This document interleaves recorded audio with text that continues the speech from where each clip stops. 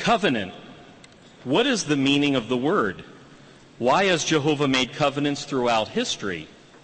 And how does an understanding of these divine covenants bolster our confidence in God's ruling kingdom?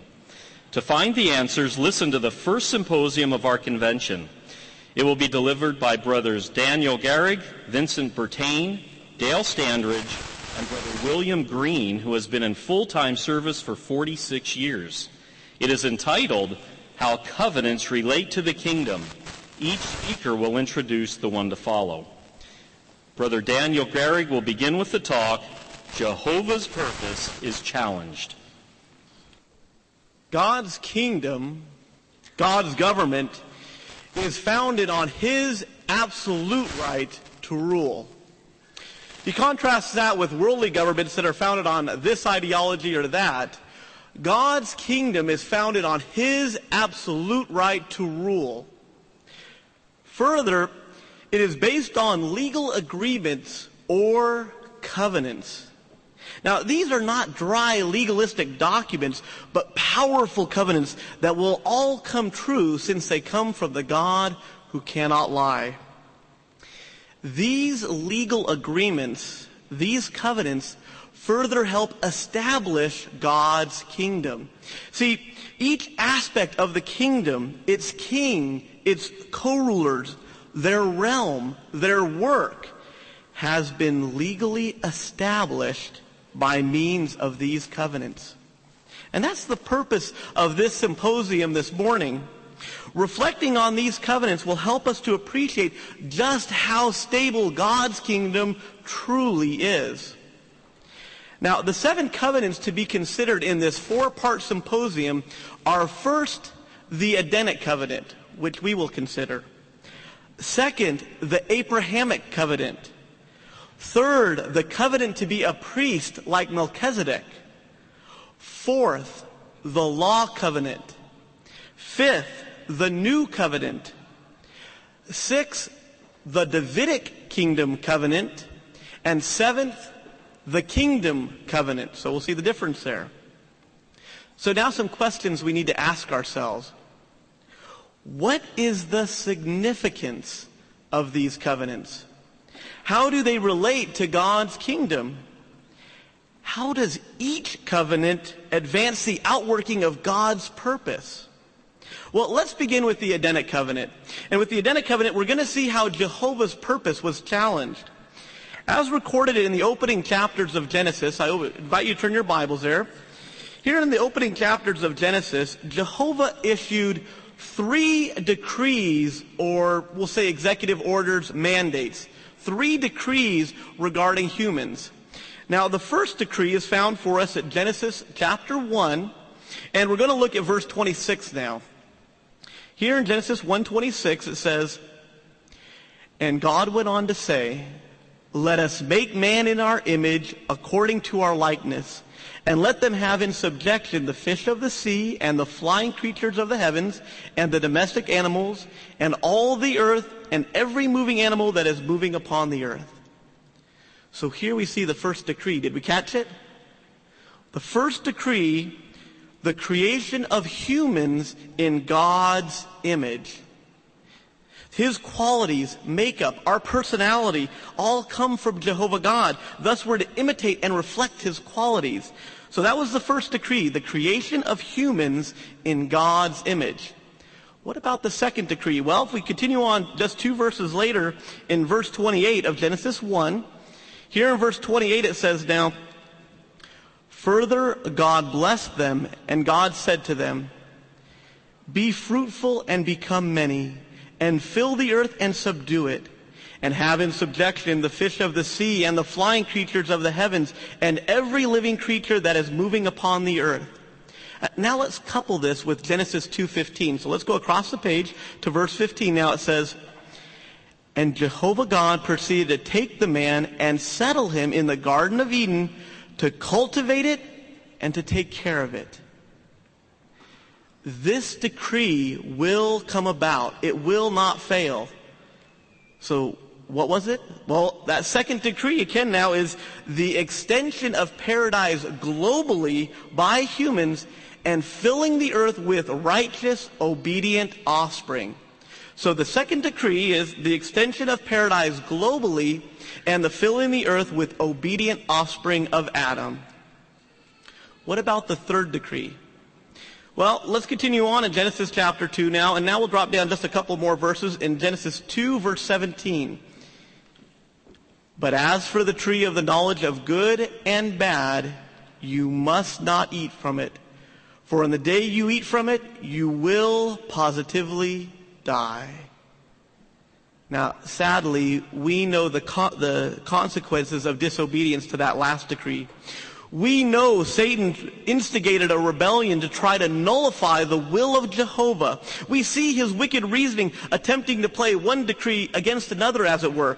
If they eat the fruit, well, they won't be able to fill the earth with obedient offspring. Thus, in Genesis chapter 3, verses 1 through 5, we see how the serpent spoke to deceive Eve.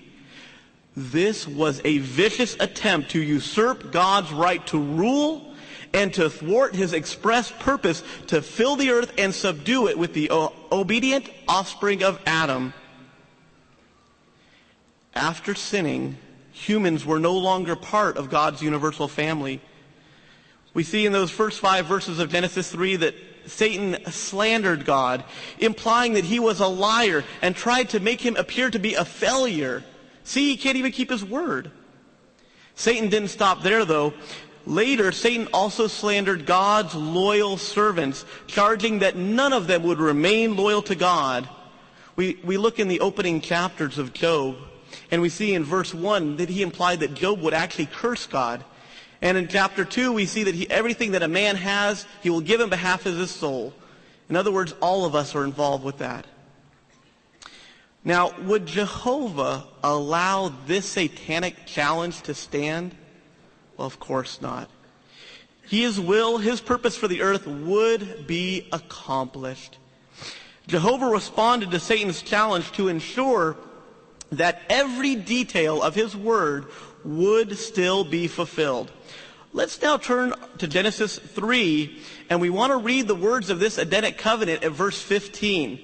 So here at Genesis 3:15, this Edenic covenant, this promise, we read the words, says, here God speaking to the serpent, and I shall put enmity between you and the woman, and between your seed and her seed. He will bruise you in the head, and you will bruise him in the heel. In this Edenic covenant, Jehovah began to reveal how his purpose would be fulfilled. Despite what this wicked angel, despite what these rebels had done, his purpose would still stand. Also, Jehovah's Edenic covenant would reveal what the end result would be. He passed judgment on the serpent, and he gave the seed of the woman the authority to destroy the serpent. Here now we have an interesting question to ponder. What does this covenant reveal about Jehovah's personality, and how might we use this information? Well, let's look in now on a discussion between a father and his teenage son discussing this covenant for their upcoming family worship night. So, Dakota, how's that family worship project you've been working on? You find any information on the Edenic covenant? Yeah, I was actually. I found a lot of different information from our publications, but there's still something that I don't fully understand. Oh, really? Well, what is it? Well, since Jehovah is all-powerful, how come he didn't just get rid of Adam and Eve and Satan and then just start all over again? Well, you're right. Jehovah is all-powerful, and he could have done away with all 3 of those rebels all at once. But think about this. If Jehovah did not allow Adam and Eve to have children, would your mother and I have ever been born? Well, no, I guess not. So that means I wouldn't have been born either. Right. And you know, even though we were born imperfect, wasn't it kind of Jehovah to let us live so that we can demonstrate that we love him and that we want to obey him from our hearts? Yeah. Okay. I think I get it. Yeah. And if he would have destroyed all 3 of those rebels at once, what question would that have raised in the minds of the angels about Jehovah's ability to keep his word? Well, how is his word involved at that point? Well, hadn't Jehovah already stated his intention to fill the earth with the obedient offspring of Adam and Eve? Certainly Jehovah would not allow Satan to nullify that. In fact, there was nothing that could stop that decree from occurring. Wow. Yeah, that's a good point. Yeah, and you know there's really more reasons why Jehovah didn't do away with those three rebels all at once. Maybe you can do some more research on that and then bring it back to next family worship, and then we can discuss that. Yeah, that sounds great. I look forward to doing that. And thanks, Dad, for helping me out with this. Yeah, no problem.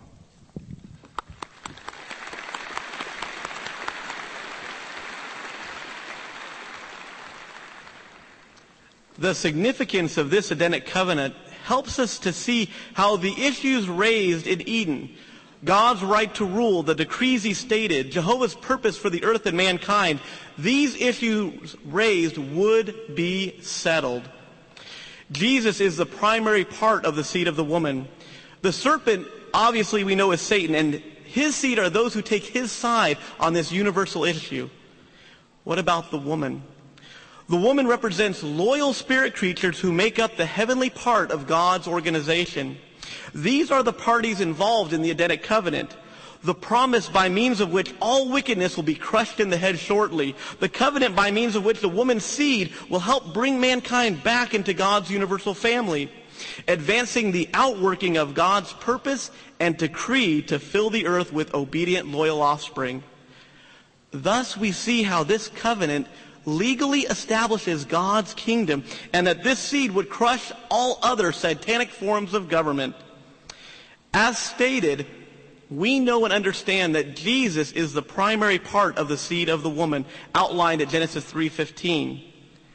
But how would anyone be able to identify the seed of the woman? Brother Bertain will now discuss how covenants relate to the kingdom, covenants that identify the seed. Secrets. Secrets. Because they intrigue, fascinate, and mystify, humans often have difficulty keeping them confidential. However, at Proverbs chapter 25, verse 2, it is written, "The glory of God is the keeping of a matter secret." Yes, as sovereign ruler and creator, Jehovah rightfully keeps from mankind things secret until it is his due time to reveal them. However, there is a fascinating, intriguing secret that Jehovah through time has revealed in his word, the Bible. It is called the sacred secret of God's will. Knowledge of this secret can lead to our salvation. Following the rebellion in Eden, it may have appeared that Jehovah's purpose to have an earthly paradise filled with perfect humans had failed. But God immediately addressed the problem. What has become known as the first prophecy of the Bible and also the Edenic covenant, it is written in Genesis 3:15, "I shall put enmity between you, the serpent, and the woman, and between your seed and her seed. He will bruise you in the head, and you will bruise him in the heel." These were puzzling, cryptic, or secret words. But Jehovah gradually revealed information regarding his purpose. In harmony with the Edenic covenant, Jehovah indicated that Jesus would destroy the serpent, Satan, the devil, in due time. But that fact remained a secret for almost 4,000 years. As the revealer of secrets, Jehovah would eventually unveil pertinent details regarding the outworking of this secret. In the meantime, Jehovah made other covenants with his servants to assure them that he would undo the disaster that Satan brought upon the human family. So let us consider briefly two covenants. First, the Abrahamic covenant, and second, the covenant to be a priest like Melchizedek. The covenant with Abraham apparently went into effect when he crossed the Euphrates River on the way to Canaan, following Jehovah's direction, and this occurred some 2,000 years after the rebellion in Eden. When Abram finally entered Canaan, Jehovah reaffirmed a covenant with him, and he gave more details, saying, "To your seed I'm going to give this land," thereby indicating that there would be a connection with this covenant and the promise in Eden, and revealing that the seed would take a human course in the line of descent from Abraham. So please, open your Bibles. Let's go to the book of Genesis, chapter 22. Now, this account is related some 50 years after Abraham had entered the land of Canaan. And we'll see some of the details involved in this, because Abraham demonstrated his faith and willingness to offer up his son Isaac in sacrifice to Jehovah. So we're going to see how Jehovah revealed some details in regard to the covenant, and he sealed it with an oath, an unconditional promise to accomplish 4 things. So follow along with me in Genesis chapter 22, beginning in verse 15. "And Jehovah's angel proceeded to call to Abraham the second time out of the heavens, and to say, By myself I do swear, is the utterance of Jehovah, that by reason of the fact that you have done this thing, and you have not withheld your son, your only one, I shall surely bless you, and I shall surely multiply your seed like the stars of the heavens, and like the grains of sand that are on the seashore. And your seed will take possession of the gate of his enemies. And by means of your seed, all nations of the earth will certainly bless themselves, due to the fact that you have listened to my voice." So we again want to see what this would accomplish, and it would accomplish 4 things, as we noted in the scriptures. 1, the seed of the woman would descend from Abraham. 2, through Abraham's seed, all the nations would bless themselves. 3, Abraham's seed would destroy all of God's enemies, including the serpent, Satan the devil. And 4, the primary part of Abraham's seed would be a king. The Abrahamic covenant shows that Jehovah is determined to fulfill his original purpose, that righteous humans fill the earth and subdue it. This covenant formed the legal foundation of the kingdom of the heavens.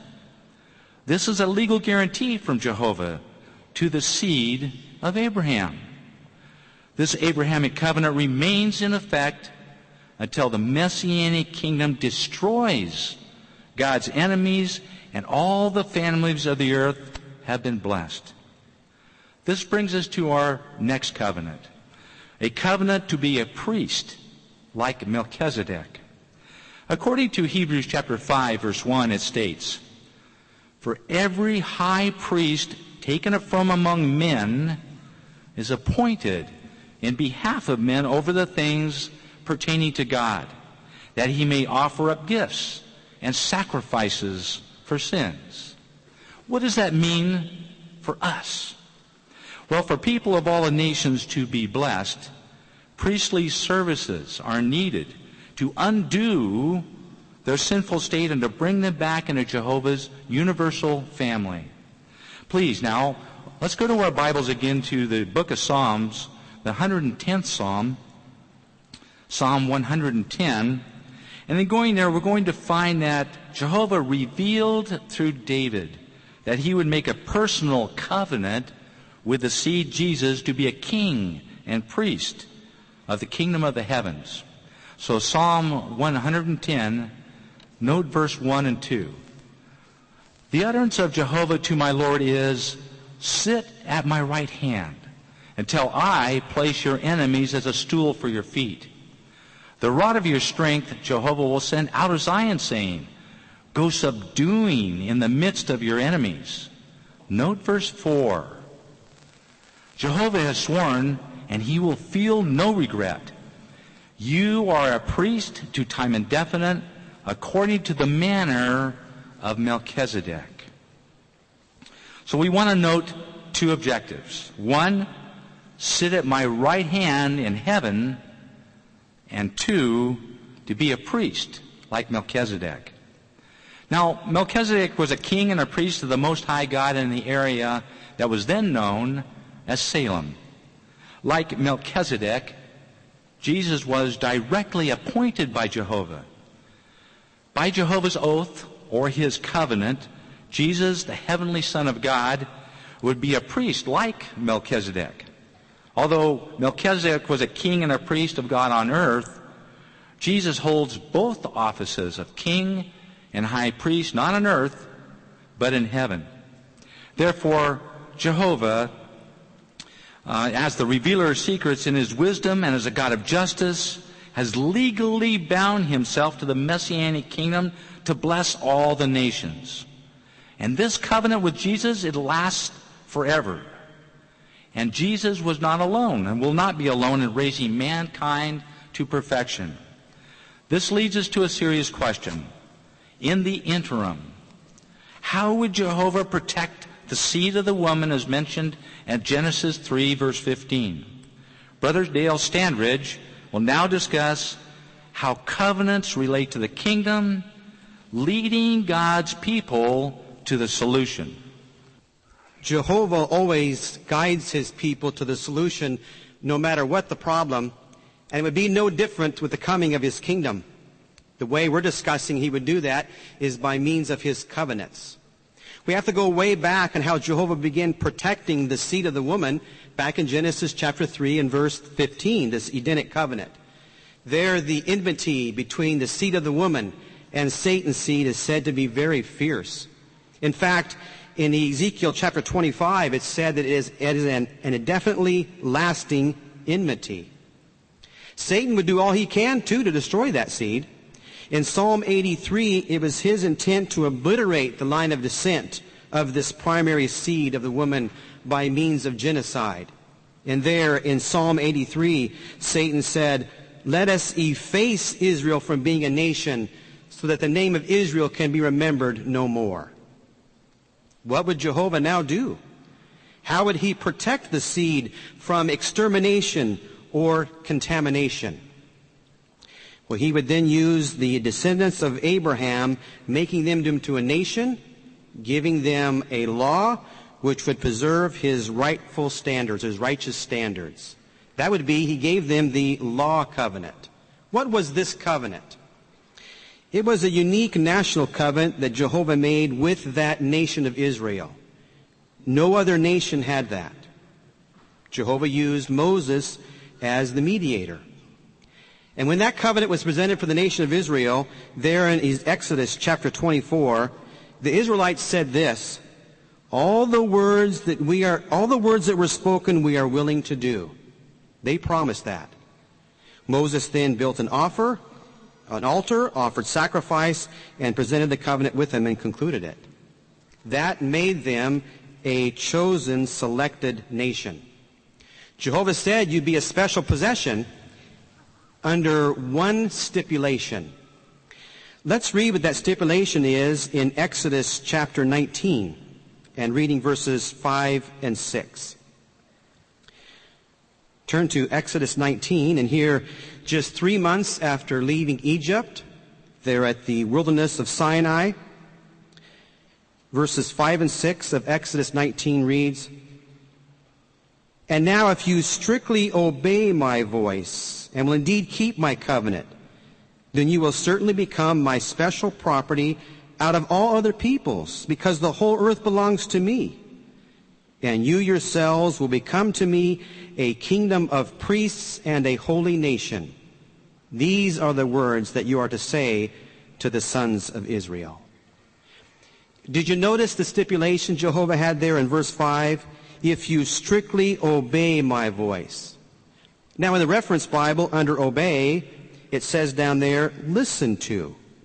Listen to my voice, a listening with the sense of doing, acting, yes, strictly obeying what Jehovah had said to them. This law, then, would be a living demonstration of Jehovah's righteous principles. Jehovah was giving Israel an outline for a righteous government that was to come. Yes, this law would lead them and protect them. Well, we look at the history of Israel and what they did. When they obeyed Jehovah, things went well. When they disobeyed Jehovah, it did not. And so history shows what happens when Jehovah's righteous laws are obeyed or disobeyed. But this law was used to lead humans to the Messiah, and then the law's purpose was then ended. In Romans chapter 10 and verse 4, where it says that Christ is the end of the law, the footnote there refers to it has been accomplished. It is a completed end. The law covenant was no longer needed. Well, Jehovah was leading his people by means of this covenant. If that covenant ended, what would Jehovah do next? How would he lead his people? Israel failed to keep the law perfectly. Therefore, something else was needed if they were to make up the entire kingdom of priests. So what would Jehovah next do? How would he lead them? He promised something new. Let's read of that in Jeremiah chapter 31. Something new that would be broader, that the effects would be longer lasting. Yes, something more was needed, and here Jehovah guided his people again in Jeremiah chapter 31, and we'll read verses 31 through 34. Do you have that? Jeremiah 31, beginning in verse 31. Look, there are days coming, is the utterance of Jehovah, and I will conclude with the house of Israel and with the house of Judah a new covenant. Not like the covenant that I concluded with their forefathers in the day of my taking hold of their hand to bring them forth out of the land of Egypt, which covenant of mine they themselves broke, although I myself had husbandly ownership of them, is the utterance of Jehovah. For this is the covenant that I shall conclude with the house of Israel after these days, is the utterance of Jehovah. I will put my law within them, and in their heart I shall write it. I will become their God, and they themselves will become my people. Verse 34. And they will no more each teach each one his companion, each one his brother, saying, Know Jehovah. For they will all of them know me, from the least one of them even to the greatest one of them, is the utterance of Jehovah. For I shall forgive their error, and their sin I shall remember no more. Yes, Jehovah would now guide them through a new covenant, different from the law covenant. This covenant, verse 33 says, Jehovah would put within them in their heart. In fact, in verse 31, where Jehovah says, I will conclude, again, the footnote reference says to conclude. It means literally to cut.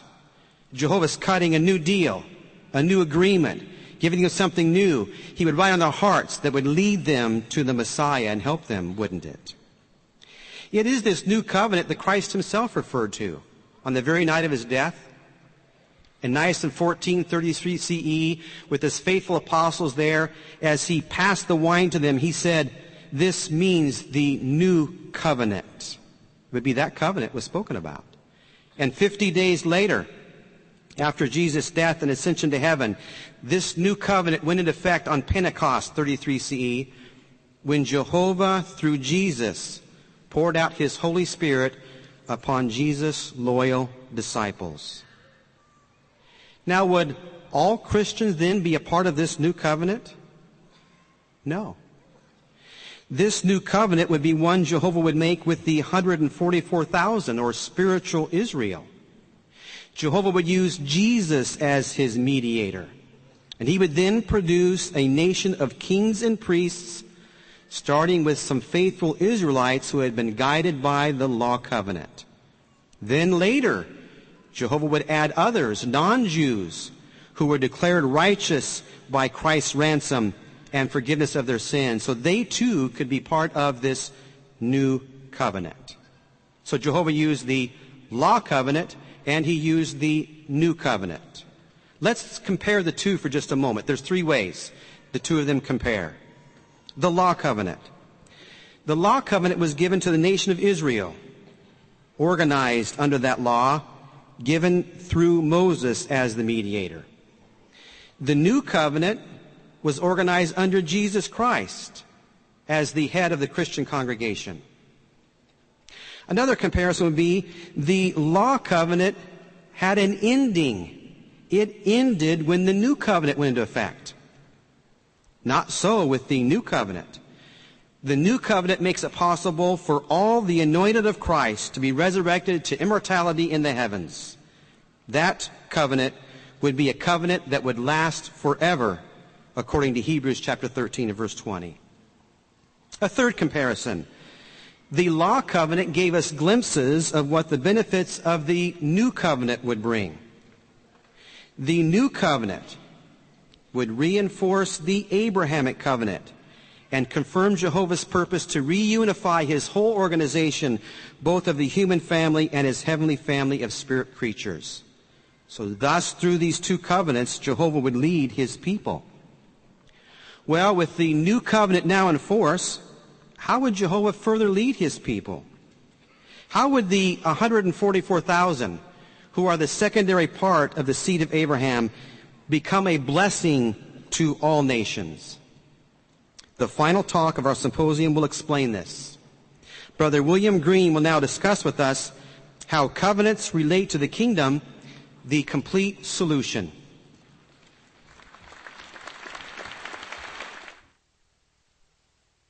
Jehovah's sovereignty, as expressed through the Messianic kingdom, is based on righteous law.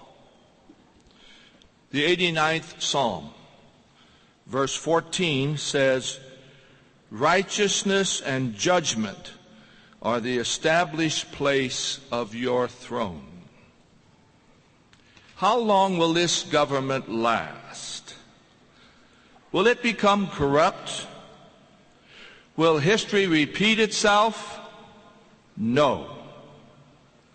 Nahum chapter 1 verse 9 says, "Distress will not rise up a second time."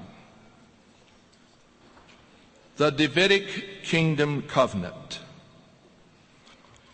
Jehovah promised David that the Messiah would be his descendant.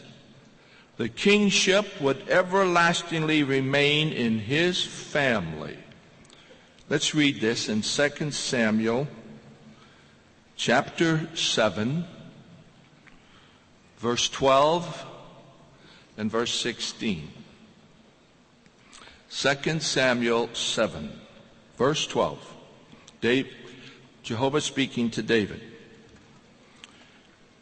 "When your days come to the full, and you must lie down with your forefathers, then I shall certainly raise up your seed after you, which will come out of your inward parts, and I shall indeed firmly establish his kingdom." Verse 16, "And your house and your kingdom will certainly be steadfast to time indefinite before you. Your very throne will become one firmly established to time indefinite."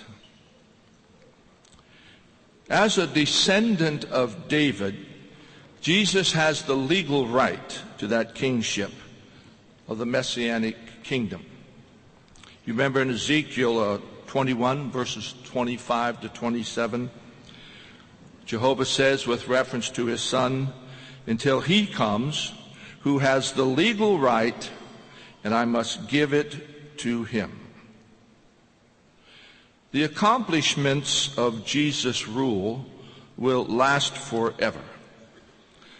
Let's look in Psalm 89, verse 35 and 6. Verse 35. Jehovah is speaking. "Once I have sworn in my holiness, to David I will not tell lies. His seed itself will prove to be even to time indefinite. and his throne as the sun in front of me. One question remains. How will the secondary part of the seed become kings and priests? So now we're considering the kingdom covenant. The 144,000 make up the secondary part of the seed and will rule with Jesus from heaven. Galatians chapter 3, verse 29 says, "If you belong to Christ, you are really Abraham's seed, heirs with reference to a promise." So let's read about Jesus making this covenant with his faithful followers. We're turning to Luke chapter 22. Luke 22. And hold your place there, please. We'll read 2 verses. The first one is 30. Luke 22:30. He says to his followers, "That you may eat and drink at my table in my kingdom and sit on thrones to judge the 12 tribes of Israel." He makes a covenant with them for a kingdom. Kings and priests in heaven with Christ.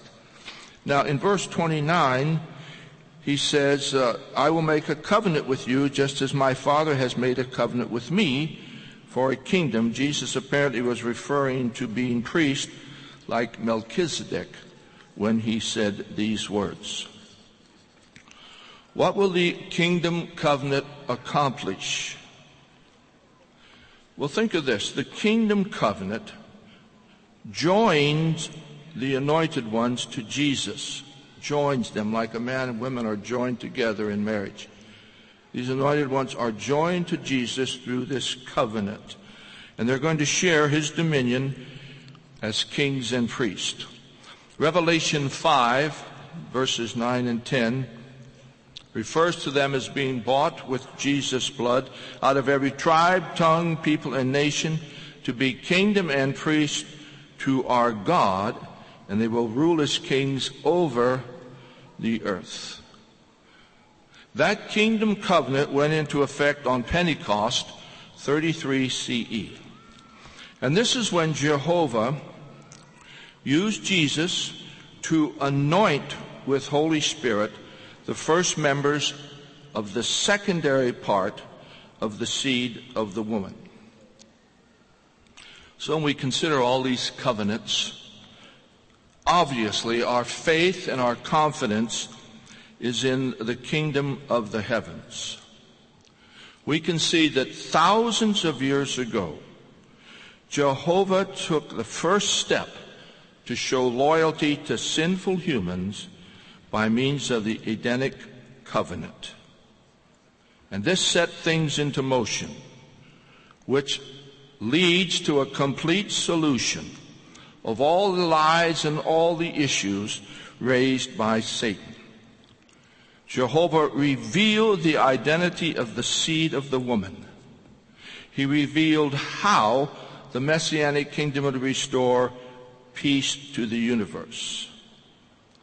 By means of these covenants, Jehovah has cleared away any uncertainty or ambiguity regarding his purpose. 2 Corinthians chapter 1, verses 19 to 22, says in part, with reference to the Son of God, Christ Jesus, yes has become yes in his case. For no matter how many the promises of God are, they have become yes by means of him. Jehovah's original purpose will be fulfilled. He will fill this earth with loyal humans, and notice, they will be descendants of Adam and Eve, completely proving Satan to be a failure and an absolute liar. The earth filled with descendants of Adam and Eve, and they will live forever. Romans chapter 8, verse 21 promised that the creation, which includes mankind, itself will be set free from enslavement to corruption, and we certainly see that in corruption and enslavement today, and have the glorious freedom of the children of God. Yes, God's kingdom will administer the complete, total, absolute solution. Thus, we continue to pray, let your kingdom come.